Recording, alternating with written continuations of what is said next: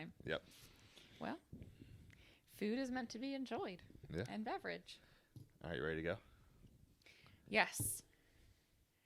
Welcome to the Shoot It Straight podcast. Welcome, everybody, to our show. Welcome to our show. We are in the thick of fall. We've officially put on some clothes. I feel like we went from shorts to hoodies. Yeah, very quickly. I played a 4-ball tournament over the weekend. Made it to round 3 now, so I got to play. I get to play again this weekend, and it was like in the 40s when I teed off, and it didn't warm up much. Yeah, and you it was kept cold. your hat and gloves on and stuff. And you were in the golf cart, which I think probably also it's a double-edged sword because you're not getting the blood moving when you're walking, and the wind is more. You get more wind when you're in the golf cart. It's always cold. Well, you flip it up. Yeah, but still, like when you're walking, you get warmed up. You get warm. Yeah. That's what my playing partner and I were talking about that, but I was like, yeah, he's like, you keep warm when you're walking, but you can also, when you're sitting there, you can kind of curl up in a little ball and, like yeah, but then you get all as you're sitting there riding. That's where I start to not feel. Yeah, you just don't feel good. You see the guys on the sidelines of the football field. It's like not really the best thing for them to be rolled up in a ball. They have to like stay warm. Mm-hmm. I mean, I was even when I got to a couple of the tee boxes when it was still really windy and cold, I was doing some tuck jumps and some stretches and things like that because you just gotta dynamic stretches, not static stretches, but doing anything I could to just keep my body moving. And my playing partner is only a couple years younger than me, and he said he has a previous back injury, so his back gets tight. So a lot of things happen when it's cold. I know. It's tough. No, it really does. I mean, we can feel it physically in our body. I don't think we give it enough credit, but maybe that's a thing. Maybe it's a lift heavy swing fast winter edition add-on. We do like calisthenics in between holes. We've talked about doing the event golf where it's like run or 50 burpees in between, or just doing like more like crazy stupid hybrid shit. It would be a lot of fun. I mean, it would have to be something maybe when we in the future when our business grows and we can host an event somewhere with all of our members. Which I mean, we have enough members to do that now. We just don't have the funds to put it on, but we could tour. We could do like 3 cities, and we would do like the lift heavy swing fast event, and it would be a lot more than just golfing 18 holes. You'd be literally doing all the things. It'd be like an 8-hour extravaganza. Oh, I'd rent out I would do shotgun starts. That way we had the entire course to ourselves. Yeah, I think you'd have to. Yeah. To make it really cool. That'll be a 2024 goal. That'd be a big goal. Because I don't think that's cheap, but I mean we have hundreds of athletes to fill up the roster. Like that would be no problem, but getting them all to one spot would be the problem. But because they're all over the world, but guys, that'd be really cool. Comment and DM if you think that would be a fun event. There's nothing like that out there. Maybe we're onto something like a new hybrid athlete event. I mean, I'm totally down to do it. I mean, you're our accountant. I don't think that's in the budget right now, but maybe one day. Talking about the budget, who cares? Okay, let's do it. It's really not that expensive to put something like that on. We don't even need equipment. We just need a golf course. That's the expensive part. It's not that big of a deal. Okay. Maybe Meadowbrook, maybe my club here in town, they'll let me rent it out on Monday.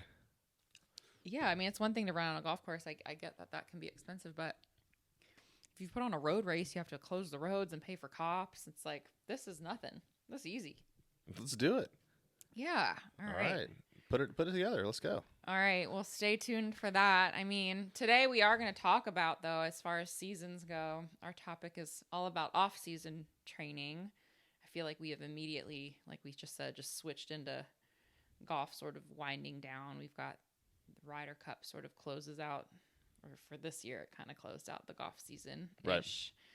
The weather. They have a fall golf season, but they do. We've definitely we've seen college teams wrapping up, tournaments wrapping up, going into winter. People are ready to train off season golf. For those of us, I guess, in the northern hemisphere, excluding our like Aussie friends and whoever else is down under. Which we do have a few people in different seasons. We do. I mean, we have people in Florida that season doesn't really change that the in season South Florida. Doesn't matter. But we're going to get into off-season training and then dive deeper into progressive overload and why that's important. I think those two kind of coincide / overlap a little bit. So, yeah. Yeah, should we let people know that we have show notes now? Yeah, we do. So you can skip ahead to these topics if you want to. I think it's good. Yeah, thanks for bringing that up, especially in the beginning, because I feel like maybe people don't know that. I try to message that out there, but we do have chapters in our show notes. So you literally in the description, you can click on the link. You can click on the timestamp, and it'll take you directly both from Spotify, you can do this, or on YouTube. Same thing. You just scroll down to the show notes and click wherever you want to go. And I think people are starting to like use them. I'm seeing that a little bit more in our analytics of. Oh, cool. Like you can see like where people listen up to type stuff. So yeah, so guys, check the show notes if you're wanting to fast forward. Maybe you don't love the conversation in the beginning of every podcast, and that's cool. Maybe you just want to dive into especially for the Q&A episodes. Those are really helpful for people that want to like go to a specific question that's being asked. But sure. But we'll dive in. We'll dive into today's topic, off-season training. I guess maybe we'll start off with just what makes it different. I think that's a big question that a lot of people have. Right. We have had that question like in our Instagram lives and things like that, where people are like, okay, well, I'm not golfing as much. What should I do? Should I double the workout volume? You know, you get a lot of people that want to just like flip their life upside down, and then the same thing, even going back into golf, or if you are still playing a little bit of golf, like what does that look like and what are the differences between the two? Right.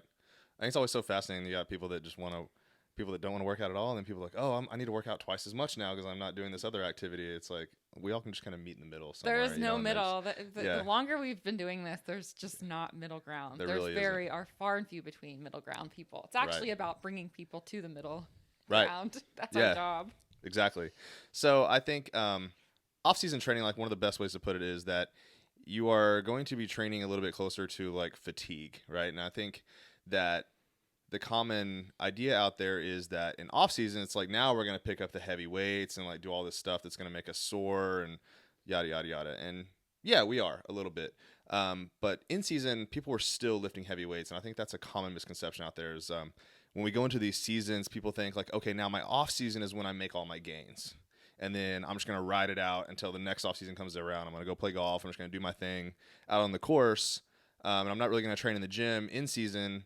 But then I'm going to make it all up again in the off season. You're going to become riding this roller coaster up and down. And I don't think we have to do that. So if you've been following Lift Heavy, Swing Fast, we still make gains in the summer. We're always making gains, like always. I don't see the reason that it has to be this whole up and then come crashing back down and coming back up. Like that just doesn't make sense, because then by the time you're right now, like, you're finishing up your last tournament of the year, like what do you got left if you haven't been like keeping up with it? You know what I'm saying? So to me, that doesn't make sense. And so the misconception is that now it's going to be heavy lifting time, which actually I had people lifting heavier weights in season with much lower volumes. And volume for you all out there is like sets or reps. Just think about overall total work. Well, that's the equation is sets times reps times weight. Right, So like that's the math. If you're literally doing the math, it's just like a matter of, if you're taking a quart of milk versus a gallon, it's really like just calculating the actual amount of weight that you're lifting. Right. Yeah. And so like that, we're lifting heavier, which is what I always think people do. And then what people tend to flip it around, I think, in the golf world and probably in other sports too, but golf is what my expertise is in. So one thing I'm going to introduce in our next cycle and we'll into our first phase of the off-season cycle, Lift Heavy, Swing Fast, is going to be like reps in reserve. And I think that's a really good measure of where you're at in your particular exercise that you're doing. So you can like target trying to get closer to fatigue, right? In season, I used rate of perceived exertion to try to get you to go really hard, but not to be super exhausted. Now it's like, okay, let's kind of push our muscles. Let's break them down a little bit more. Let's actually do a little bit more damage to our body. I know it sounds bad for you all out there, but you're going to recover from it because we're in the off season now. So you will be doing more total work. So higher number of either it's more sets or it's more reps. It's just more total work. The weight will actually be more like in the moderate to like 75% of your 1 rep max range versus or less. Yeah, less. Honestly, 75 is kind of high. 75 is high, but like, I mean, you'll get there. But if we do like a set of 5 or a set of 8 or something like that, like, but yeah, so we'll call it moderate just to be nice out there. Yeah. And you'll be doing more reps of that. So that's going to be more of like your off-season training. And then people think that we're not going to do as many like golf specific movements. And I have the debate that any movement out there could be golf specific. Like I can make an example, like a bench press, like a straight up bench press could be golf specific. A row, a squat, a deadlift. It doesn't have to be a deadlift with a rotation or a press with a rotation. They all can be golf specific. And I'm using air quotes if you guys are just listening. Well, it goes back to that function. The term functional even now is being like, don't want to say misuse, because we use the term functional, and I get its meaning, but I think that its meaning is getting lost in the shuffle a little bit. So it's like, if you're on a machine, doing leg curls, well, that's not as functional as a deadlift. Right. And it's like, and I used to be the person that said that, but it's like, then you're just like, what, like, why? Because I think the best way, actually, the videos that have been going around on social media of the guys that do, and girls that do, like, if we lived our life the way that we trained. And it's like, the most recent one that I saw was the guy doing almost like he was doing battle ropes, but he was making his bed. Mm-hmm. And it's funny because it's like, yeah, like LOL, like how functional is really any exercise? Right. Truly, like we don't walk around getting the mail doing like an RDL. Like it'd be hilarious if we did. But picking our golf ball up out of the hole, like with a single leg deadlift, like perfectly, like. But also, like obviously, I understand completely that it's applicable to understand like how to hinge and how to use your body, etc. Mm-hmm. But it's like the same thing with just specific to golf, where it's like, okay, like no, it doesn't have to be a golfing, mimicking the golf swing for it to be applicable for golf. It's just like, are we correcting imbalances? Are we getting stronger and healthier and less injury prone? Like those are all very valid reasons to be doing whatever exercise if it's improving your health and your body. Right. Full stop. Right. Yeah. And so I just had this question recently. Someone was like, hey, I just started a hypertrophy program. Hypertrophy is like a bodybuilding type program, enlargement of muscle size. Like, what can I do to add on? Or let me rephrase that. He actually asked, could you just give me some golf specific exercises to add on to my hypertrophy program? And I said, no, because like that doesn't really exist.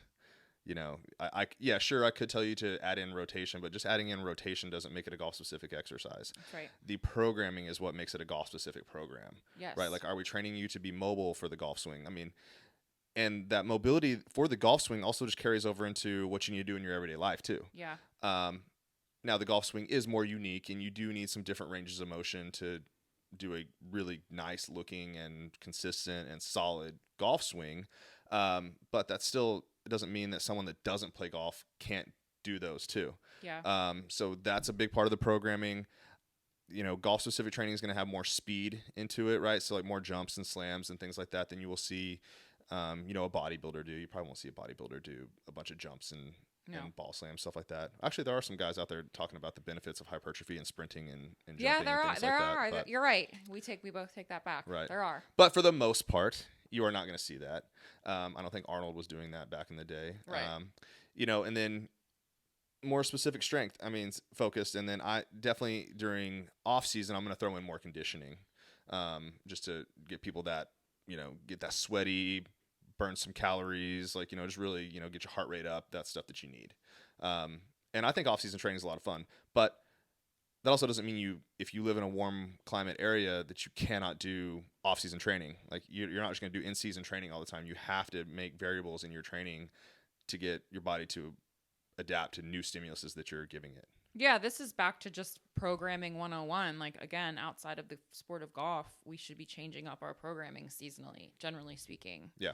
Whether it's every 6 weeks or at least every 3 months of cycling through different, strength cycles, longer periods of rest, heavier weights. Mm-hmm. It's the same thing where you would probably not want to do that for a prolonged period of time because you're just going to get diminishing returns. You should absolutely change it up. Mm-hmm. Plus, like, I think we all get bored. Like our minds can sometimes be like, God damn it. Like I can only do this for so long or however many weeks. Like I'm done. We've all got, if you've followed a program long enough, and you're doing it right, you get to the point where you're like, all right, it's time for the next season. Like, it's time for the next thing. Right. Yeah. I mean, I can really remember that when we were doing 5x5s. Yes. I did 5x5 training for over a year straight. Yeah. And what they tell you when you do 5x5s is when you can no longer do a weight for 5 sets of 5 reps, knock it down to 3 and take longer rest periods. So if you're someone that gets bored easy, like that is not the program for you, because now it's telling you to do like less work, take longer rest periods. I mean, they would tell you to take like up to 5 minutes between like a heavy set of squats. And like literally go eat some Sour Patch Kids. Yeah. Or drink milk is what. Yeah. No, that's funny. But no, like, I mean, that's what I would do. And luckily I worked at a gym where I was literally, I was a manager. So like I had like emails to go respond to and my office was right in front of the deadlift platform. So I'd go in there and I'd write an email, go back out, do my deadlift, Yeah, and come yeah, back yeah, in. yeah. But, that's, that's not going to be the cup of tea for a lot of people. Well, plus not every, and we understand. I mean, honestly, I think we've coached enough people to know, like, most people don't have 3 hours to train, or not even 90 minutes is asking a lot of people to, like, do their mobility and do the things and drive to the gym and drive home and take a shower. And 100%. It's a lot. It's Yeah. a lot. So there's so many things that factor into all of that. And it's why, again, like, sometimes when your kids are in school versus out of school, like, your training, a lot of parents change up their training and their timing and things like that. And so I think just big picture is like that seasonality is very, very important and very, very effective. And I think another thing to stress, and I think it's worth bringing up on this podcast, is that another reason why you can kind of ramp up the, I guess, intensity, so to speak, in off season is because there is the lack of golfing as much or getting out on the golf course. And because of that, you have more time to rest and recover, which is actually when your body is making gains. Right. That is the day. I've been in my DMs a lot with different people. I don't know if it's just because of the time of year or what, and I've been posting a lot more about, like, training a lot, like, less days and taking more rest, and also, like, I've been feeling, like, pretty good the last couple of weeks, and I've gotten some messages about that. And it's like, dude, the more that you lean into recovery and rest, it doesn't take long to realize, like, how much better your workouts are. Oh, yeah. And, like, I mean, just, it doesn't take long. This isn't something you have to wait months and months to see. It's like, whoa.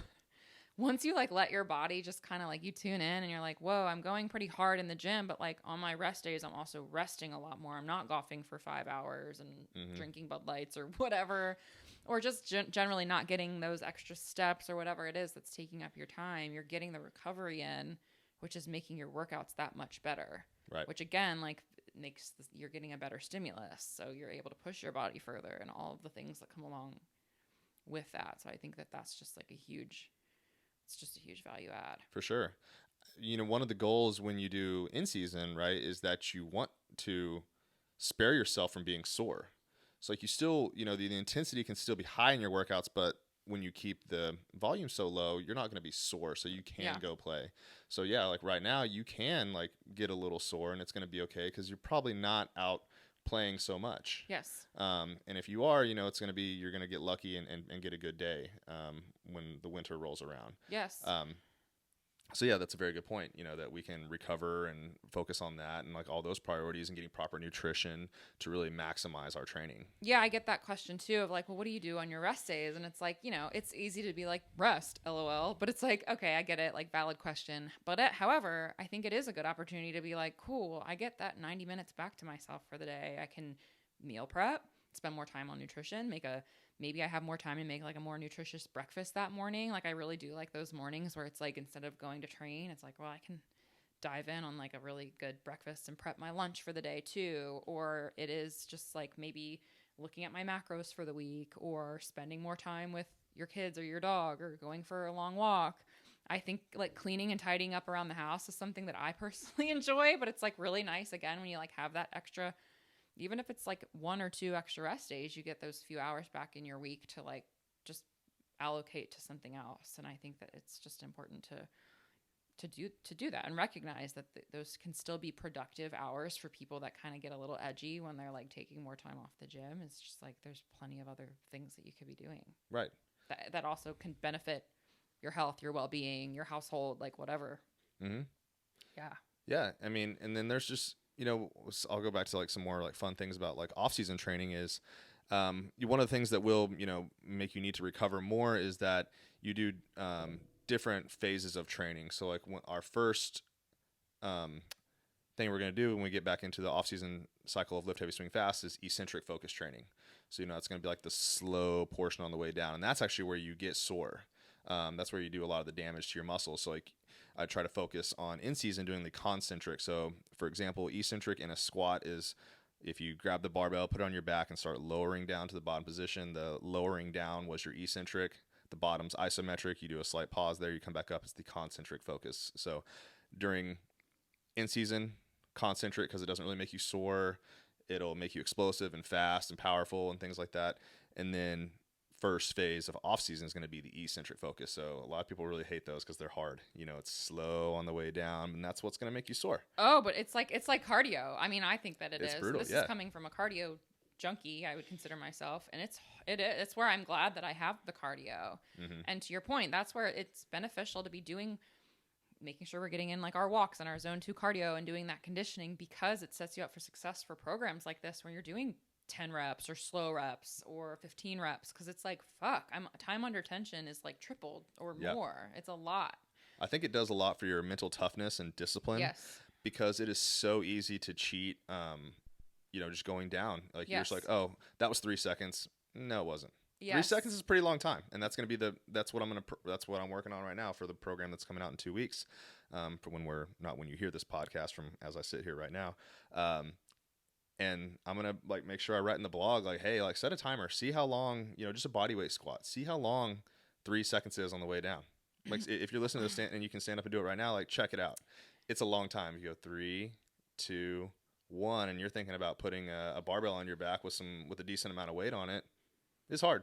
I think videoing yourself actually is, as much as like videoing yourself at the gym is controversial, but sometimes it can be challenging. However, I think that's the best way, because I'm so guilty of this, where I honestly, you sometimes really feel like you're moving so slow because it's heavy and it's hard, and then you watch your video and you're like, oh my God, like that looks normal. That was so fast. Yeah. And you're like, oh, okay, that's not it, you know? So it's just like kind of good to check yourself in that way. I mean, videoing yourself has a lot of value for other things too in your form, but I actually think for timing, just getting like one set filmed can be really helpful for you to be like, oh, I'm moving so quick. Yeah. Speaking of filming, so I'm working with a golf coach right now. His Instagram handle is Crafty Golf. You guys go check him out. And I said something to him the other day. I texted him. I was like, Coach, my driver's terrible. Like, what's going on? He goes, video it. It's not magic. And I was like, son of a bitch, you're right. It's not magic. I'm literally just doing something wrong. And like, I don't know why. Like, that's so like, duh. But that hit me, and I thought about it for a second. I was like, this fucking guy, he's so right. It's not magic. That's it. That's it. That's it. It's so simple. Well, that's how I feel about tracking food. I know we come back to this a lot. And I think that, again, in off season, it can be a really good time to focus on your nutrition, actually, because you might have, again, that extra time in your week. But track your food.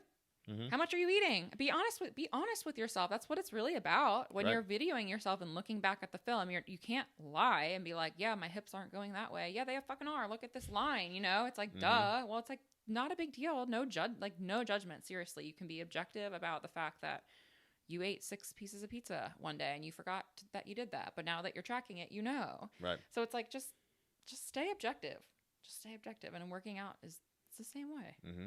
And I mean, another good thing, obviously checking your form is when you do like eccentrics, like, you know, this will be the first phase we're going to start with, but it really does make you focus on your form, because you can, if you like, I'll just keep using the squat because Squat's sitting here on my lap. Our dog's name is Squat. Our dog's name is Squat. Like, it's just, you know, we love the squat, but like you can get through a lot of your faults if you just speed through it and you can't see them or no one can tell. You know, you just drop down to the bottom and bounce back up. It's like, I couldn't even see what happened there.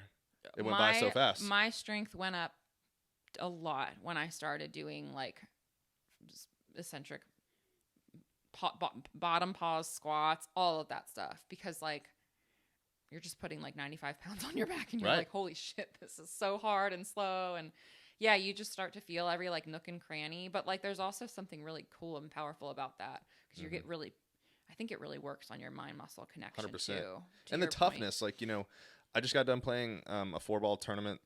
Like I said, made it to the 3rd round. Very proud of myself. But golf is, you are so in your head. Yeah. You know, I mean, everyone knows this. You're on the range. You can make some of the best looking golf shots of your life, and you can just have fun and work the ball from left to right. And I'm going to hit that target, and it's no big deal. And then when you get out there on the course, and when you're playing in a competitive round of golf, it's a total game changer. And it makes you tougher. If you keep doing that, you get better. And then I think that carries over to the gym too. Like if I do this hard movement and I have to sit and go down for 3 seconds with X amount of weight on my back in this back squat and keep my core tight and keep my feet grounded and my knees out and do all this and make it great, that's going to carry over to everything you have in your life. Yes. Not just golf, not just fitness, like, you know, your job or maybe dealing with your kids. I shouldn't say that. I don't know about kids, but it is just going to make you better all around. Well, I'm a big champion of how you show up in one thing is how you show up in everything. And it gets a little woo woo and it gets a little like that inspo-y or whatever, but I like the woo woo. I like the woo woo too. And this is where like I like working out in the morning because it does kind of give you that mindset shift first thing. That's a big reason, again, for people that are like, well, what's the best time of day to work out? We talk about that a lot. It's whenever you're going to show up for yourself. But if you can just get in that mindset in the morning, that's what working out can do for you. If it's the hardest part of your day, I think about that a lot too, where I'm like, fuck, this is hard, but it's like, this might be the hardest part of my day. And it's 6:00 in the morning. It's like, like what else is going to come at me today? You know? And it really does feel like that when you kind of start to get into a rhythm and you're starting to, oh, I'm really learning how to push myself and how far I can actually go. Whoa, this is like impacting my like mental health in a really good way. Sets you up for success. Sets you up for success for sure. And for people out there, yeah, I mean, whatever it is that you're struggling with, maybe you are struggling. Maybe you are good at pushing yourself and maybe you need to push back. Maybe you need to rest more. That can be challenging too. Do the hard shit. Right. Do the thing that is hard for you. Sometimes it isn't about pushing your body harder. Some of us need to like step off the gas a little bit. So, and you know, for our athletes, I've only had a couple of them like say this, and I have to, you know, do a little bit of educating because in-season training with that lower amount of total work, you know, some people take it as that's an easy workout, and it shouldn't be. Like your workouts can always be as challenging as you make them, and what kind of intensity you bring. So to your point, like yeah, you need to show up, and yeah, off season will be the workouts that, you know, for the volume junkies out there, like are going to be more your style.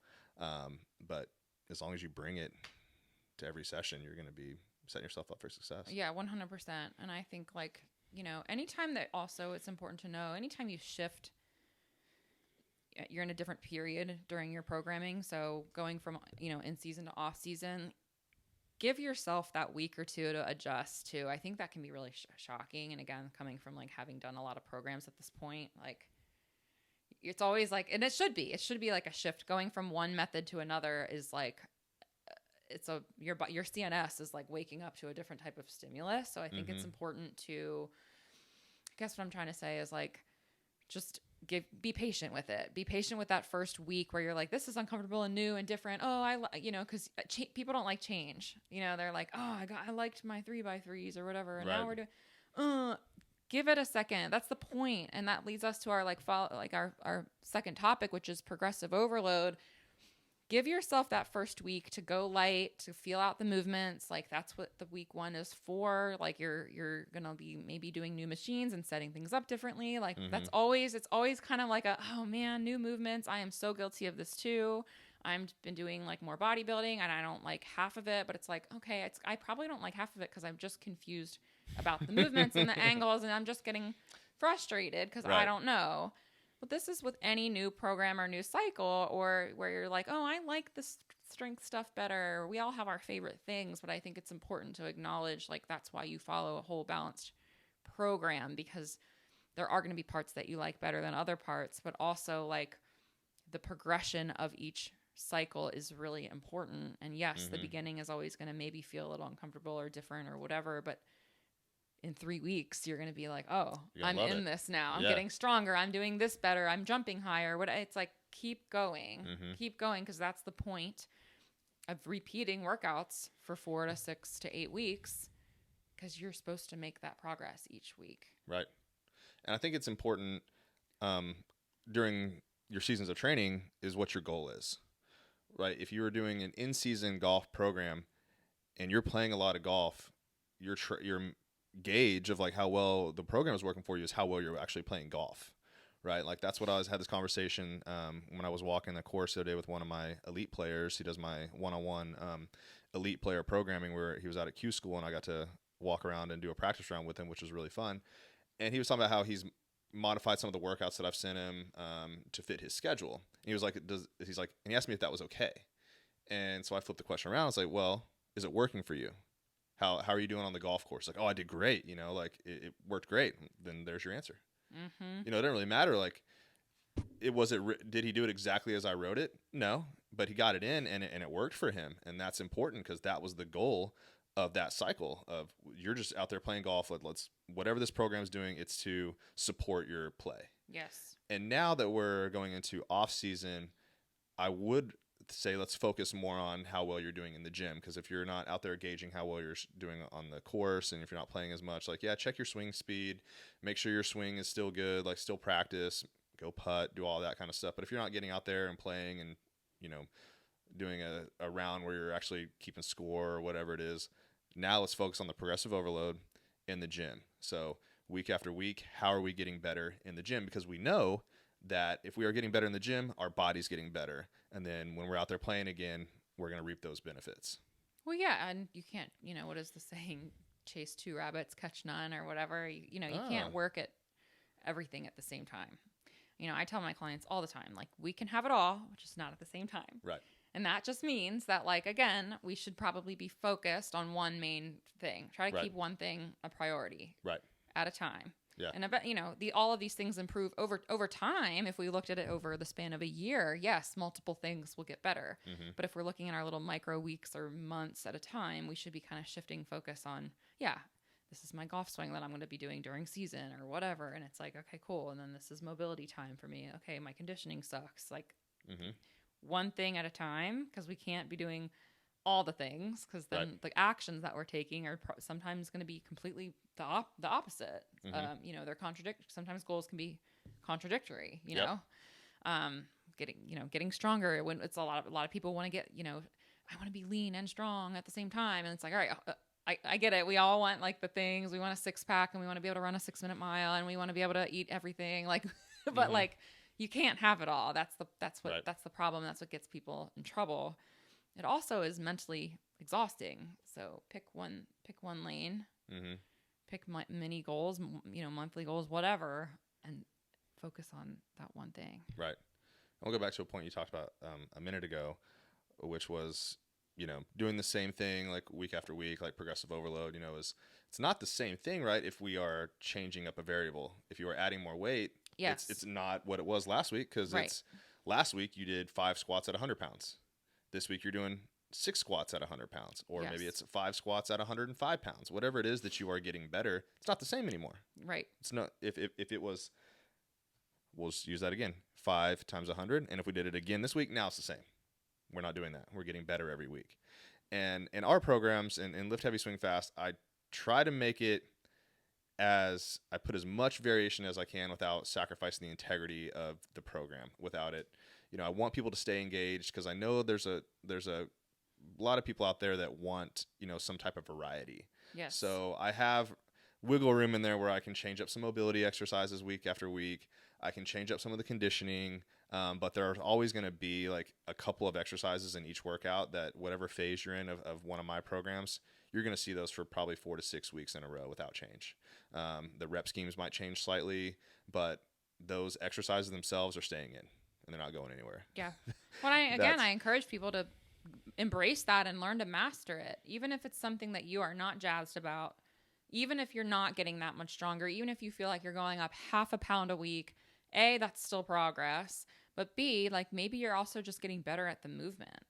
There's a lot of that too, especially with like complex movements like the deadlift and the squat, but also sometimes it's like not a complex movement and you're feeling like I'm getting more rotation, or when I'm videoing myself, I see my hips going back deeper, and my mobility is better in my deadlift, or whatever that it is. There's so many things that we can be focusing on that can be progressive, that aren't even necessarily associated with like more volume or more weight. Sometimes it's like or I'm less sore. That means that my body is adapting to this. I'm actually becoming more conditioned. You know, there's truly like a million different things to be looking at to measure the fact that you are progressively getting better after that 6 weeks. Yeah, those are all very good points. Especially Thanks.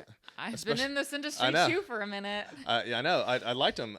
Especially the soreness, right? Because like, you know, some people like think that if they're not getting sore, it's not a good workout, right? Yes. So that's a very good point. Yeah, you may be really sore at first, and if you're doing like a heavy, you know, leg heavy day, like you're probably going to be a little sore. And then when it's the 4th week that you've done that, you're going to notice a substantial difference That's why it's always important to track. And yes. And I don't want to keep plugging our program to make this sound like an ad, but at the beginning of when you use our app, it asks you like how you're feeling, what your soreness level is, and I encourage people to use that. Or if you don't use our stuff, like make a note of that. Like, how do you feel after this? Because you forget. Totally. You forget how you felt on day one. Yeah. And now you're like, oh, this is easy. But you forget like that just only 4 short weeks ago, this was brutally hard for you. Yes. And if you need to take that in consideration for how much better you've gotten in a month. Or so, if you keep this record keeping up and you look back a year ago, it's like, oh my God. And one of my clients recently did that. He was like, man, what exercise was it? The bird dog row. Oh, that's a tough one. Very challenging. Challenges your stability, balance, coordination, and then overall strength. And he sent me a screenshot. He's another one of my one-on-one elite athletes. And it showed him doing, what was it? A year ago for the bird dog row, I think it was like 25 pounds. And at this particular gym he works out, you have to go to a different area of the gym to get heavier weights. Oh. So he had to go, I think, upstairs to use like the 50 pounder, I hate when gyms do that. Yeah. I hate it. This is like the ladies section. It's basically really what it is. Yeah. It's the worst. Next to the abs. Yeah. Next to the fucking ab mats. Can we reverse that shit? Sorry, but I'm not. Yeah. Like, fuck. Yeah. So, anyway, so he went from 25 to what? So I mean, 50? Is that what you said? Yeah, 50? something like that. So it's a substantial difference, right? Like he's like, oh, you haven't programmed this for me for a while, because that's not one of my. It's not a foundational. It's not a primary movement that I put in a lot, right? But it's cool to see how his like stability probably improved from all of the lifting. The things that are kind of like bird dogs are challenging, right? So just the the core strength, his midline getting stronger with again his compound lifts. Yep. I mean, the row part of that is kind of like a secondary. I feel like, I don't know, the bird dog row is not about the row. Yeah. It's about balance. Yeah. But if you can't do it, like, 25 pounds is hard, and then 50 pounds is actually 25 pounds is good. Yeah, 25 pounds is also is pretty elite. No, like 50 pounds for a bird dog row is ridiculous. Right. That's awesome. Yeah. Yeah. I keep an Excel spreadsheet of my like day to day, and it is literally the longest spreadsheet. I have multiple tabs from multiple years of tracking, and I go through seasons of this, but and I don't necessarily write down my workouts that are already in an app, but like I will write how I'm feeling that day. Different things. I take notes on different things kind of depending on where I'm at. Food. Sometimes I'll just say like, I'm eating a lot more, and then I'll note how like sore I am for a few weeks or something with my workouts. And it is cool to go back to like, I'll literally scroll back and be like, oh, I did these movements back in March, and I totally sucked and I hated them in my notes. I'll write things like the more like emotional, like kind of emotional stuff, but like biofeedback too, where I'm like, felt sore, felt like shit, was hard. And then I'm like, oh, 6 months later, this is my feedback is different. My stuff showing up differently or whatever. I think it's cool to keep it like a diary of sorts and to keep tabs on that stuff and how you're sleeping, all that stuff. There's so many different things that we can note. And again, yeah, it's cool. It's weird in the day to day, but if you go back 6 months, it's cool to have those notes of things where you're like, oh, I'm getting way better at this. Yeah. This was way different a year ago or whatever. And I think it's important to note, because when you change priorities or certain things change, like maybe you aren't so good at something you used to be really good at, but you've adapted, you have a new skill. Yeah. Right. Like, can I look back at some of my squats and deadlifts and be like, oh, that was cool. I could do so much more than I can right now. But it's like, oh, but look at all these other things I can do. And I'm just a whole better rounded human being and athlete now than I was just as a strict like powerlifting athlete, Yes. And I think that's important too. Just really, and if it's something you want to go back to, you can go back to it, like you just keep accurate, documentation of how you felt and how things were for you. And I think being honest with yourself is important. I don't see this so much when people track their workouts. I think they are pretty honest when they actually do sit there. They're not like lying like they would on a golf score. Like, oh yeah, I got a par there. They're not like lying and saying for another episode. They're not lying and saying, oh yeah, I back squatted 405 and I really back squatted 225 or something like that. That doesn't help you. And you understand that, but maybe we should carry that over to how you score your golf round. But yes, another topic. But I think really being honest with some of the other things like how sleep, food, all that kind of stuff, progress in that. And that could also be a form of progressive overload. Like if you're just getting better and better, because progressive overload in its nature is just you're getting better at something. And you're tracking it. Right. Totally. I mean, again, with the nutrition side of things, I work with people on that a lot because we can get really obsessed with the weight on the bar or the scale. And those can be good metrics, but there's like dozens and dozens and probably hundreds of other things that get better for people. Seriously. Right. So yeah, like I encourage people to pick a couple other things in their life that they want to get better at. Because sometimes it's like, I think we've talked about this where unless you ask the client, maybe they don't even notice, right? So a good example, I think, is when someone has pain and they kind of don't even notice that it's gone away until you check in with them. And they're like, oh, wait, it has been 3 weeks since my lower back hurt. And you're like, boing, see? Right. Like, but you didn't even think about it. They didn't necessarily think about it because it was like the absence of pain. Right. But they're like, oh, yeah. Or, oh, yeah, I haven't had a bad night of sleep in 3 weeks. Yeah. And it's like, cool. Like, and then they start to kind of connect the dots. And those are the things I think, after working with so many people, that keep people in it longer.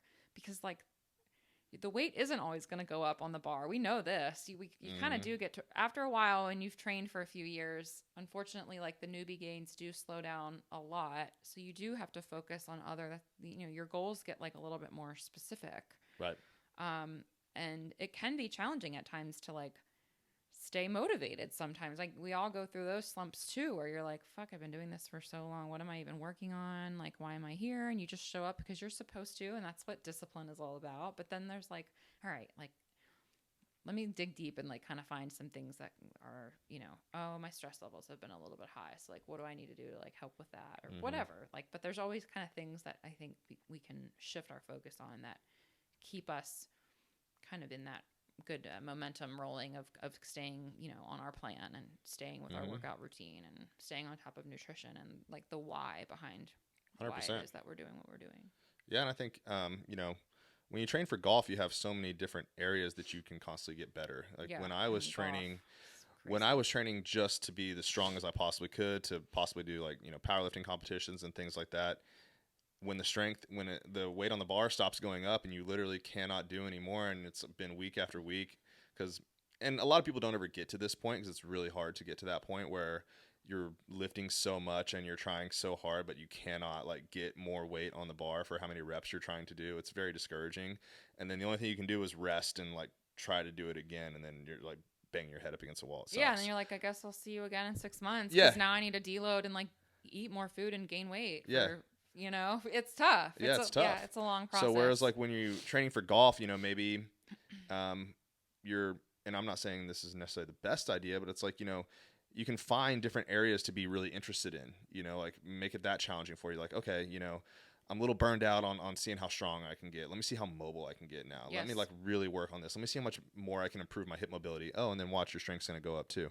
Or it's like, how much more powerful can I get? How much faster can I go? If I'm doing a sprint in my workout, how hard can I sprint? How high can I jump? How hard can I slam this ball into the ground? Yeah. You can find all these things to like really dive into and like seek your teeth into. I would prefer that you do all of them. But, if that's not how your mind works, and sometimes for me, it's not. Like right now, I'm, really focusing on getting strong again. Like that's going to be my goal right now, is moving some weight for a good amount of reps. So, yeah, there's a lot of things you can really set your mind to. There are a lot of things. And again, coming from people that have been training for a while and hope to train for ever longer. Yeah, we want to be training for a long time. Like we get it. We've been in a lot of these different scenarios of feeling frustrated or feeling burnout or feeling... There's always like a way. There's always a way out. You got to, and the way out is through. Not to get all like woo again, but it's like you got to keep going and like kind of shift your focus and stay at it. But yeah, progressive overload means a lot of different things for sure. And so hopefully this cleared some things up for people. I think it was a pretty helpful discussion. Yeah, I mean, just to sum it all up, progressive overload is just trying to do better than you did last time. That's it.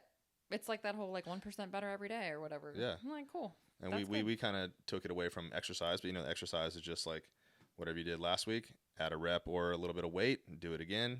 And then same thing, like how well did you sleep last week? Sleep a little better. How well did you track your food? Oh, I missed a few days. Okay. Do better. Do better. That's it. Okay. Are you obsessed with anything this week? Yeah, I'm going to New York this week. Ooh, tell us about it.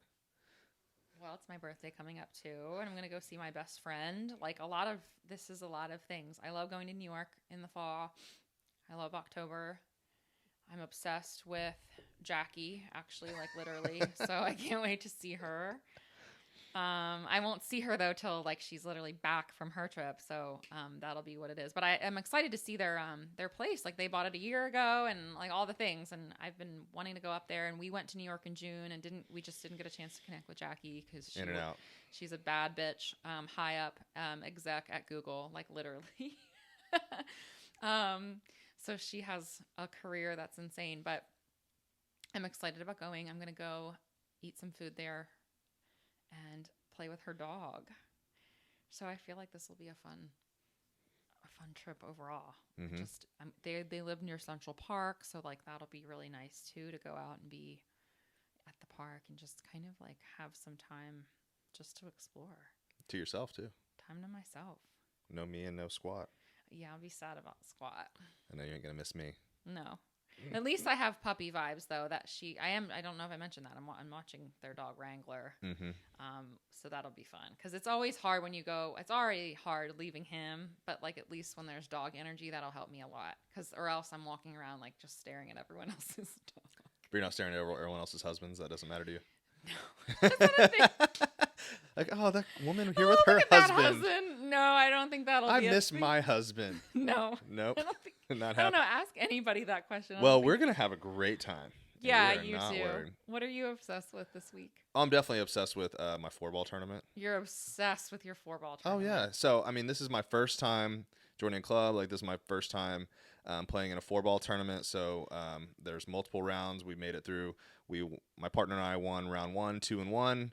Took us 19 holes yesterday to win. I was nervous as hell on the 19th hole because my partner hit his a little left, so it was kind of on me to bring it home for us. I piped one right down the middle, had like 95 yards into the green, stuck it to like 4 feet from the pin, missed my birdie putt, but it didn't matter because we still won the match. So my thing is that if you're a golfer and you don't play like anything competitive, I strongly recommend you sign up for something. There's plenty of things online that you can join. There's local leagues. When I lived in Austin, I joined a league.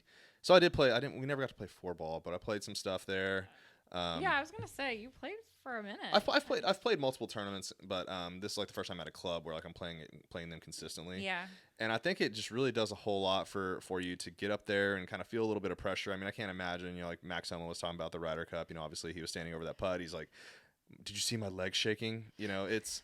It's obviously nowhere. A little different. It's just a little bit different than that, but I mean, it definitely does. You feel some pressure because like you're playing for something, where it's like if you're just out there playing, and stroke play, and it's just, for a few bucks or something like that, it's totally different than when they're gonna post your score up on the leaderboard and the winner gets to advance to the next round and stuff like that, and people text you and ask you, like, oh, how'd the match go? And it's fun, and you just ride this, and like match play is super fun. Like, I mean, I think that is by far the most fun format out there to play because there's a little bit of gamesmanship that goes on too.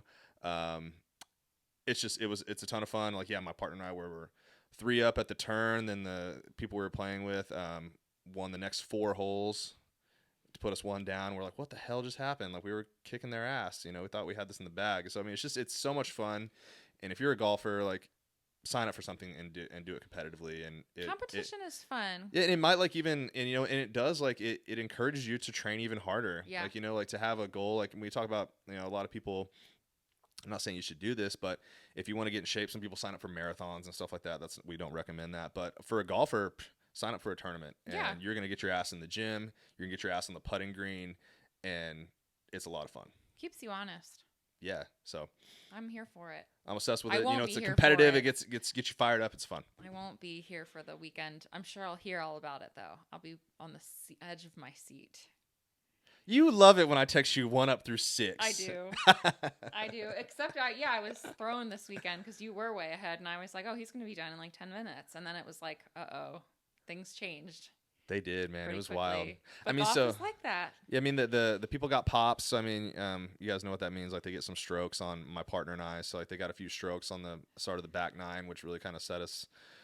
When they make a net eagle birdie, and you've got to make birdies and eagles on par 4s to keep up with these guys. It's like, whoa, what the hell happened all of a sudden? And then we come back and won, so it was good. No, it'll be cool to see how you do this coming weekend, since I'm assuming people are getting better as you progress through the bracket. I guess. I think there's one more group in here that's got pretty high handicaps, and then the rest of us are, I think I might even have the highest handicap if we make it past this round, which is a 4. Yeah. So we'll be playing pretty straight up. It'll be fun. Well, best of luck. We'll talk about it on our next pod, I'm sure, how everything went. Unless I lose, then I won't talk about it. Yeah, you'll know if we don't say anything. If you guys are avid listeners, if I don't ever talk about this again, it did not go well. Just swept that under the rug. What are you talking about? The 4-ball? Oh, yeah. You just go to Oktoberfest down the street instead on Sunday. Do the weenie race. Yeah, I'm bummed. I'm really bummed about missing that. Maybe New York will have an Oktoberfest situation. I'm sure one of the boroughs does. Yeah. What does New York not have? Yeah. Well, anyway, cool. So that's that. Hit us up at codywescottgolf.com/links for all of our YouTube channels, our free workouts that we've got for y'all. What else is on our YouTube channel? We've been pumping out lots of new content there, as I'm sure those of you that watch us here know that. But we are also doing like a golf in 3 minutes series. So we do like 3 to 4 minute videos every week that we've been putting out for people that want something quick and fast, but helpful. So we've been working really hard to keep things succinct there and like putting out some good stuff. And subscribe. Really helps us out. And subscribe. It really does help us out. We appreciate that. And gets our programming and stuff out there so that we can help more people. So other than that, have a great rest of your day, and we'll talk soon. Thanks, guys.